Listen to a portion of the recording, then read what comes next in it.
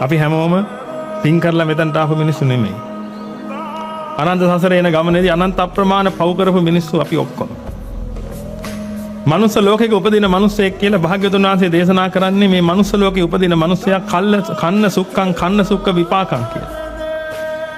මනුස්ස ලෝකය කියලා කියන්නේ කළුසුදු කර්ම කර කර කළුසුදු විපාක රැස් කරන තැනක් කියලා.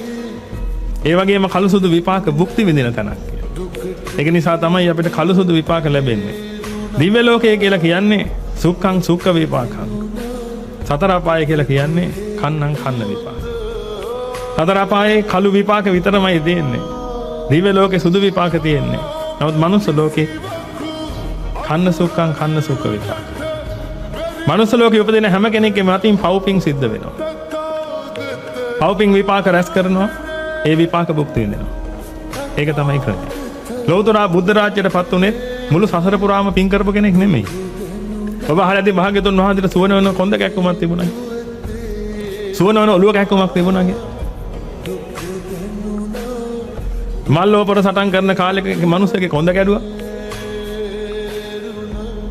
තමන්ගේ කුඩම්ම තමන්ට වඩා මල්ලිට ආදරේ කියලා මල්ලිව ගලක් පල්ලට තල්ලු කරලා මැරලා දැම්මා. මේ බොහෝම ඈත කාලේ බුද්ධ කාරක ධර්ම පුරන්නත් කලින්. ඒ වගේම ඔබ අහලාදී භාග්‍යවතුන් වහන්සේ බෝධිසත්ව අවදීදී තිරිසන් යෝනියේ ඉපදිලා හිටියා කියලා. විවිධාකාර තිරිසන් යෝනි වල ඉපදිලා හිටියා. මොනරෙක් වෙලා හිටියා කියලා, සිංහෙක් වෙලා හිටියා කියලා, අස්සෙක් වෙලා හිටියා කියලා ආදී වශයෙන්. තිරිසන් යෝනියට යන්නේ වෙන්ගතුනි පව් කළා. ඒක බෝධිසත්වයන් වහන්සේ හෝ වේවා කවුරු වුණත් තිරිසන් යෝනියේ උපදින තිරිසන් යෝනිය කියලා කියන්නේ සතර අපාය. සතර අපායෙන් එකක්. නරකයේ තිරිසන් යෝනිය, പ്രേතනිකාය, අසුරනිකාය කියලා හතරක් තියෙනවා. ඒකට තමයි සතර අපාය කියලා කියන්නේ. පව් කළාම යන්නේ. එහෙනම් වෙන්ගතුනි පාපයක් වුණොත් මේ කොයිතරම් උතුම් මිනිසෙක් වුණත් තමන්ගේ අතින් පාපයක් සිද්ධ වුණා නම් අන්නේ පාපය පරිසම් දුන්නොත් සතර අපා සංඛ්‍යාත වෙන්න පුළුවන්. නියත වශයෙන්ම වෙනවා කියලා එකක් නැහැ. නියත වශයෙන්ම අපාගාමී වෙන්න තියෙන පාප කර්ම 5යි. නැත්නම් 6යි. මේ 6ක් දාන්න. ප්‍රසිද්ධයි පංචානන්තරේ පාප කර්ම කියන එක. නමුත් තවත් එකක් භාග්‍යතුන් වහන්සේ දේශනා කළා තියෙනවා.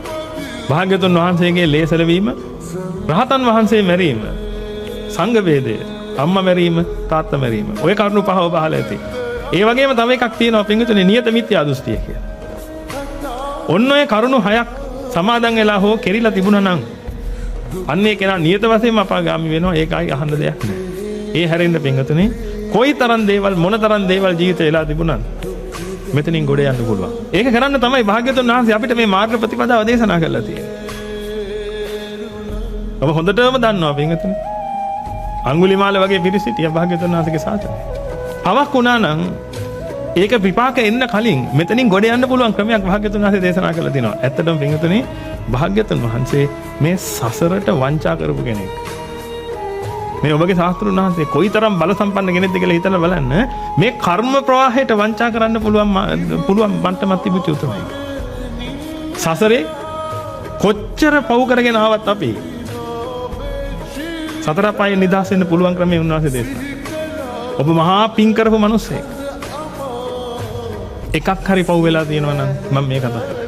මොන ක්‍රමයකින් හරි අපි මෙතනින් ගොඩ යන්න ඕනේ. යුද මෙතනින් ගොඩ යන්න වැඩපිළිවෙල හදාගන්න. ඒ වැඩපිළිවෙල හදන්න තියෙන එකම ක්‍රමය තමයි සෝතාපන්න ඵලය. සෝතාපන්න ඵලයටපත් වුණොත් විතරයි පින්වතුනි අපි කරපු පව් වලින් අපිට බේරිලා ඉන්න පුළුවන්. යමෙක් සෝතාපන්න ඵලයටපත් වුණා නම් චතුහ පායේ හිච විප්පමුත්තෝ. සතර අපායෙන් සහ මුලින්ම නිදහස් වූ එක් වෙනවා. පින්වතුනි සතර අපායෙන් නිදහස් වෙන සෝතාපන්න ඵලයටපත් වෙන්න තියෙන සෝතාපන්න ඵලයටපත් වෙනවා කියලා කියන්නේ පින්වතුනි මේ ධර්ම අවබෝධ කරගන්නවා කියන කාරණාව. මනාකොට භාග්‍යවතුන් වහන්සේ දේශනා කරපු ධර්ම අවබෝධ කළොත් ඒ කාන්තේම ඔබ සෝතාපන්න ඵලයටපත් වෙන ඔබ සියලු දෙනාට ඒකට පින් තියෙනවා. අන්න ඒකයි අපි අවබෝධ කරන්නේ. ආයි ගොඩ එන්න බෑ පින්වතුනි. යමෙක් සතර අපායට ගියොත් ආයි ගොඩ එන්න බෑ. භාග්‍යවතුන් වහන්සේ අනාවරණ ඥාණයෙන් දැකලා අපි කාටවත් නැති ඥානයක් භාග්‍යවතුන් වහන්සේට තියෙනවා. අනාවරණ ඥානය. සර්වඥතා ඥානය කියන්නේ ඒක. මේ විශ්වයේ අතැඹුලක් ලෙස දකින්න පුළුවන් ඥානය. ඒ ඥානයෙන් දැකලා භාග්‍යවතුන් වහන්සේ දේශනා කළා තියෙන්නේ. සතර අපායට වැටිච්ච කෙනෙක් ආපහු ඒකෙන් ගොඩ එනවා කියලා කියන්නේ කන කැස් බෑවා වියසිතුරෙන් අහස දකින්නටත් වඩා අමාරු කාර්යයක්. එහෙනම් ඔබ අද බල්ලෙක් දකිද්දී ඔබට දුක හිතෙන්න ඕනේ නැද්ද? ඔය ඒ කාලේ හිටපු මිනිහෙක් අද මොකද්ද ඒ කරගෙන තියෙන්නේ? ඔන්නවා තමයි පින්වතුනි මහා අපරාධ. මේ මහ විරාජමානව ඉන්නවා ඔබ සියලු දෙනා. රටේ නායකයෙක් ඉඳලා හැම කෙනෙක් බොහොම විරාජමානව ඉන්න කැමති හා ඉන්නවා. නමුත් පින්තුනේ මේ අන්තිම හිත ඔබට මොනව නොකරයිද? මම මේ එකක්වත් කියන්නේ පින්තුනේ ඔබව බය කරන්නවත් මොකටවත් නෙමෙයි. අපිට උදව් කරන්න අවස්ථාව දෙන්න. සතර අපායට නම් වැටෙන්න එපා පින්තුනේ. සතර අපාය කියලා කියන්නේ මහා දරුණු ගෝර කටුක තැන. බොහොම භයංකර තැන.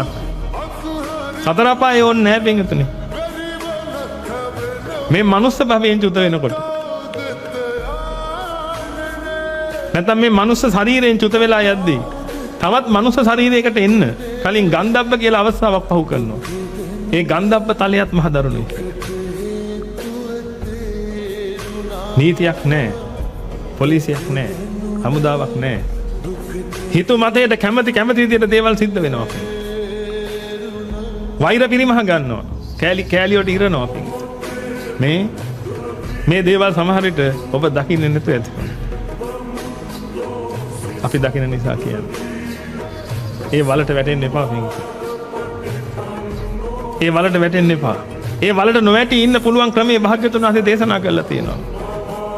භාග්‍යවතුන් වහන්සේ මේ ක්‍රමයේ දේශනා කළා නැත්නම් ඒ වගේම අපි මේ ක්‍රමයේ දන්නේ නැත්නම් මේ කතාව ඔබට කියන්නේ නැහැ කවදාවත්. ඔහේ යන්න දෙනවා මේ ලෝකෙ හැමෝටම. නමුත් මේ ක්‍රමයේ දන්න නිසා පින්වතුනි මේ ක්‍රමෙන් මිනිස්සුන්ව නිදහස් කරන්න පුළුවන් නිසා තමයි අපි මේ ලෝකේ ඉන්න හැමෝටම හඬගාලා මේ කාරණාව කියන්නේ.